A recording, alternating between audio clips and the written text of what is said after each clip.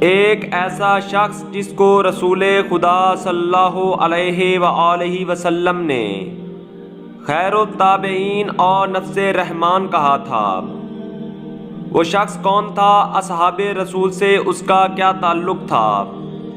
اور حضرت محمد صلی اللہ علیہ وآلہ وسلم نے اس شخص کے متعلق ایسا کیا فرما دیا تھا کہ اصحاب رسول اس کی تلاش کرنے لگے؟ اس ویڈیو میں ہم اس عظیم ہستی کے بارے میں بات کریں گے۔ اس عظیم ہستی کا نام حضرت اویس بن عامر کرنی تھا۔ آپ کا تعلق یمن کے قبیلہ کرن سے تھا۔ حضرت اویس کرنی کو آفتاب کرن کے نام سے بھی یاد کیا جاتا ہے۔ آپ نے نبی صلی اللہ علیہ وآلہ وسلم کا دور پایا تھا، اور جب اسلام یمن تک پہنچا تو آپ نے دین اسلام قبول کیا۔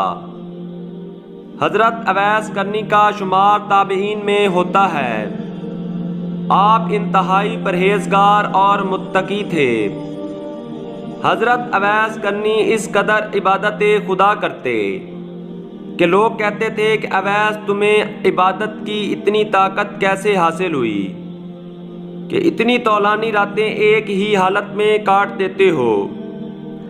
آپ نے جواب دیا، کاش کہ ازل سے لے کر ابد تک ایک ہی رات ہوتی اور میں پوری رات ایک سجدہ میں گزار دیتا اور اچھی طرح گریہ وزاری کرتا۔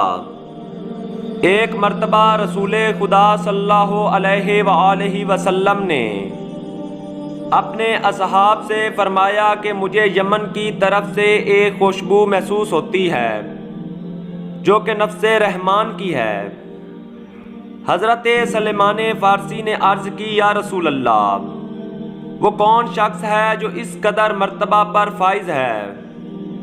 رسول خدا صلی اللہ علیہ وآلہ وسلم نے فرمایا کہ یمن میں ایک شخص رہتا ہے جسے لوگ اویس کرنی کہتے ہیں۔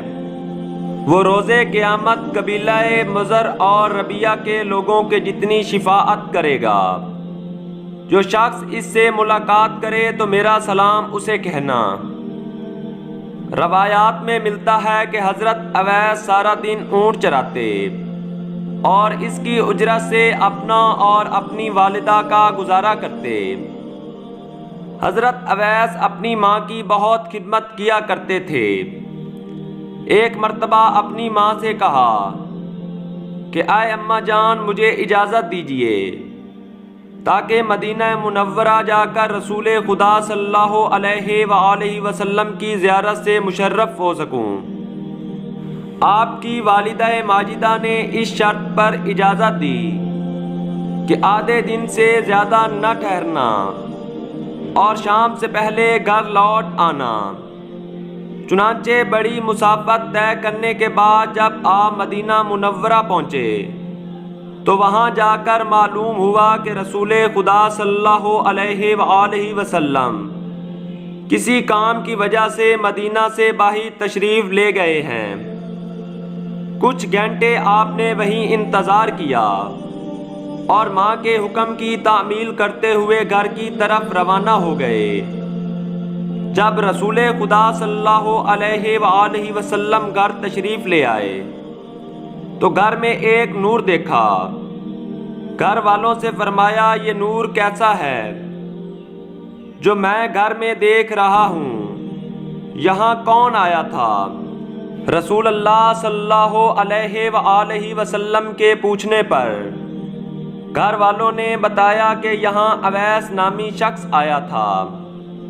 تو آپ صلی اللہ علیہ وآلہ وسلم نے فرمایا، اویس یہ نور بطور ہدیہ یہاں چھوڑ کر واپس چلے گئے۔ رسول خدا صلی اللہ علیہ وآلہ وسلم کی رحلت کے بعد ایک دن حضرت اویس کرنی فرات کے کنارے وضو کر رہے تھے کہ ایک طبل کی آواز کان پر پڑی۔ لوگوں سے پوچھا کہ یہ آواز کیسی ہے؟ لوگوں نے بتایا کہ امیر المومنین حضرت علی علیہ السلام کی فوج معاویہ سے جنگ کے لیے جا رہی ہے۔ یہ سننے پر حضرت اویس کرنی نے کہا کہ کوئی عبادت میرے نزدیک علی مرتضیٰ سے افضل نہیں۔ چنانچہ یہ کہہ کر اس طرف دوڑے جس طرف حضرت علی علیہ السلام کی فوج جا رہی تھی۔ عبداللہ ابن عباس بیان کرتا ہے کہ جب ہم لوگ امیر المومنین حضرت علی علیہ السلام کے ساتھ مقام ذیکار میں پہنچے تو ایک لشکر حضرت علی علیہ السلام کی خدمت میں حاضر ہوا۔ امیر المومنین علیہ السلام نے فرمایا کہ آج 21 فوجیں ہمارے لشکر میں داخل ہوں گی اور ہر فوج میں 1000 آدمی ہوں گے۔ ابن عباس کہتا ہے کہ میرے دل میں یہ خیال آیا کہ یہ امر بعید لگتا ہے۔ دلوں کے راز جاننے والے مومنوں کے امام نے میرے دل کا حال سمجھ لیا تو یہ حکم دیا کہ صحرا میں 2 نیزے نصب کیے جائیں اور فرمایا جو دستہ آئے وہ ان نیزوں میں سے گزر کر لشکر میں شامل ہو اور ہر دستہ کے افراد کی تعداد کو بہت دھیان سے شمار کیا جائے۔ ابن عباس بیان کرتا ہے کہ سارا دن فوجیں ہمارے لشکر میں شامل ہوتی رہیں اور جب غروب آفتاب کا وقت قریب تھا تو امام علی علیہ السلام نے فرمایا ایک آدمی کم ہے، وہ بھی جلد ہی آنے والا ہے۔ جب ہم نے صحرا کی طرف نظر دوڑائی تو دیکھا کہ ایک مرد جو نہایت ضعیف العمر ہے اپنی پشت پر اپنا سامان اٹھائے ہوئے پیدل آ رہا ہے۔ امیر المومنین علیہ السلام نے فرمایا یہ اویسے کرنی ہے۔ جب وہ شخص خدمت امیر میں پہنچا تو سب سے پہلے سلام کیا۔ حضرت علی علیہ السلام نے اس کے سلام کا جواب دیا اور اس شخص سے اس کا قبیلہ پوچھا۔ اس شخص نے عرض کی یا علی میں اویسے کرنی ہوں، اپنا ہاتھ بڑھائیں تاکہ میں آپ کی بیعت کر سکوں۔ حضرت اویسے کرنی نے حضرت علی علیہ السلام کے ہاتھوں پر بیعت کی۔ یہ صفین کا مقام تھا جہاں امیر المومنین حضرت علی علیہ السلام اور معاویہ کی فوجیں آمنے سامنے تھیں۔ حضرت اویسے کرنی حضرت علی علیہ السلام سے محبت میں میدان جنگ میں اترے اور 10 سفر کو میدان صفین میں شہادت کے مرتبہ پر فائز ہو گئے۔ آپ کا مقبرہ دمشق سے 650 کلومیٹر شمال کی طرف میدان صفین میں واقع ہے۔ اللہم صلی علی محمد و آل محمد و عجل فرجہم۔